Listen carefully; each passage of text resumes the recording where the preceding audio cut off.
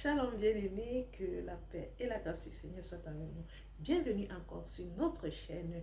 Si tu n'es pas encore abonné, je t'invite à t'abonner mon bien-aimé. Aime, partage, invite quelqu'un aussi à s'abonner. Aujourd'hui, nous parlons de la précipitation. Bien-aimés, la précipitation est une chose qui a détruit beaucoup de personnes aujourd'hui.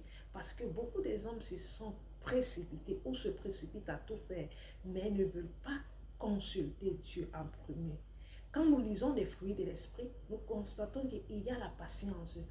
Notre Dieu n'est pas un Dieu de précipitation. Non, il est un Dieu de patience. Parce que chaque chose que Dieu fait, il le fait à son temps. Les temps de Dieu ne sont pas les temps des hommes. Dieu ne réfléchit pas ou ne voit pas des choses comme nous.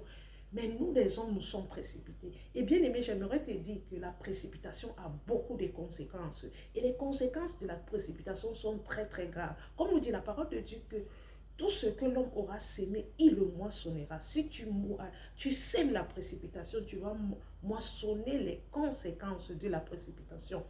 Bien aimé, tout ce que nous devons faire dans cette vie, ou que nous devons faire, nous devons attendre le temps de Dieu.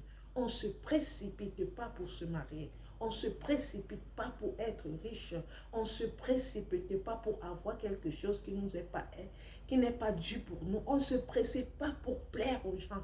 On ne se précipite pas dans le ministère de Dieu. Bien aimé, c'est pourquoi il y a aujourd'hui beaucoup de faux hommes de Dieu ou des femmes de Dieu qui sont là pour faire des choses pour eux et non pour Dieu. La femme ou les filles qui se précipitent en amour, elles sont toujours à la fin avec un cœur brisé ou avec des situations terribles. Pourquoi? Il y a d'autres qui se retrouvent avec des enfants sans parents. Pourquoi? Parce que ce sont les conséquences de la précipitation. On se retrouve que dans la précipitation, on se retrouve dans le camp de l'ennemi parce qu'on n'était pas patient. Après, on commence à regretter. Bien aimé, le Seigneur ne t'appelle pas à la précipitation. Le Seigneur ne veut pas que tu sois un chrétien précipité. Il ne veut pas que tu sois quelqu'un qui est précipité. Mais il veut que tu sois un homme patient, que tu sois une femme patiente. Toute chose que tu fais avec patience. Bien aimé, nous allons, si nous prenons l'exemple de Joseph, je vous rappelle que Joseph a été vendu par ses frères. Joseph est resté fidèle, il est resté attaché, il est resté droit. On l'a mené dans la prison, Joseph est resté. Mais le jour que le Seigneur, la saison de Joseph est arrivée, la gloire de Dieu a retenti. Joseph n'était pas précipité. S'il était précipité, il pouvait même fuir de la prison. Il pouvait chercher des solutions des hommes. Non, mais Joseph a été patient.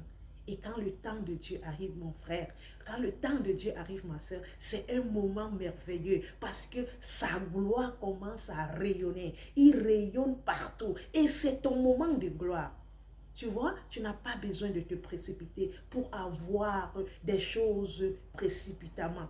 Voilà pourquoi il y a aujourd'hui des faux chrétiens. Ils viennent à Dieu parce qu'ils veulent quelque chose. Ils veulent que Dieu les donne quelque chose. Parce qu'ils sont précipités. Ils ne sont pas patients. D'autres, ils prient aujourd'hui. Et demain matin, ils pensent que le Seigneur va lui répondre. Non, bien-aimé. Je peux te prendre un exemple très simple. Tu pries, tu vas avoir une voiture aujourd'hui. Peut-être cette voiture n'est pas pour la gloire de Dieu. Et Dieu ne te le donne pas aujourd'hui. Il peut te donner après 10 ans. Je vous rappelle que Joseph est devenu en Égypte de la main droite du roi après beaucoup d'années. Pour celui qui lit la Bible, il va voir que ce n'était pas un moment de 2 jours, de 3 mois, de 4 mois, de 5 ans. C'était plus de 10 ans. C'est donc pour te dire, on a beaucoup d'exemples dans la Bible. Dieu élève des gens avec le temps. Ce n'est pas avec ton émotion ou la circonstance, mais c'est avec le temps. Tu dois fuir la précipitation. Tu dois éviter la précipitation. Tu dois t'éloigner de la précipitation. Tu dois marcher selon Christ.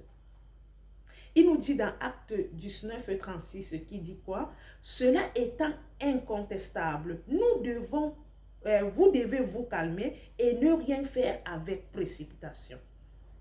Nous devons faire quoi? Nous devons nous calmer et ne rien faire, bien aimé, avec précipitation. Mais demander la volonté de Dieu et attendre le temps de Dieu. Bien aimé, parce que beaucoup de nous ne nous attendons pas et nous nous retrouvons dans ces choses-là. Dans la précipitation, on peut lire dans 2 Timothée 3, 2 à 4 qui dit « Car les hommes seront égoïstes, les hommes précipités bien sûr, amis de l'argent, fanfarons, hautains, blasphémateurs, rebelles à leurs parents, ingrats, irréligieux, insensibles, déloyaux, calomnieurs, intempérants, cruels, ennemis des gens du bien, traîtres, emporteurs, enflammés d'orgueil, aimant le plaisir plus que Dieu. Parce que l'homme précipité, c'est ça. Il va est devenu orgueilleux. Il va devenir égoïste. Il va devenir ami de l'argent. Parce qu'il veut faire toutes choses par la précipitation. Bien-aimé, fais très attention. Il dit bien que aimant le plaisir plus que Dieu. Oui, l'homme précipiteur aime le plaisir. Il n'aime pas Dieu. Parce qu'il trouve qu'avec Dieu, c'est lent. Et il veut faire chaque chose avec son plaisir. Bien-aimé, que le Seigneur te bénisse dans cet enseignement. Évite, éloigne-toi la précipitation. Concentre-toi, attache-toi, regarde à Dieu et attends le temps de Dieu. Dieu ne déçoit pas l'homme qui se confie à lui. Dieu ne déçoit pas l'homme qui s'attache à lui. Dieu ne déçoit pas l'homme qui reste pour lui. Reste fixé, déterminé à Dieu. Que le Seigneur te bénisse. Shalom, retrouvons-nous à une prochaine vidéo. Que le Seigneur vous bénisse.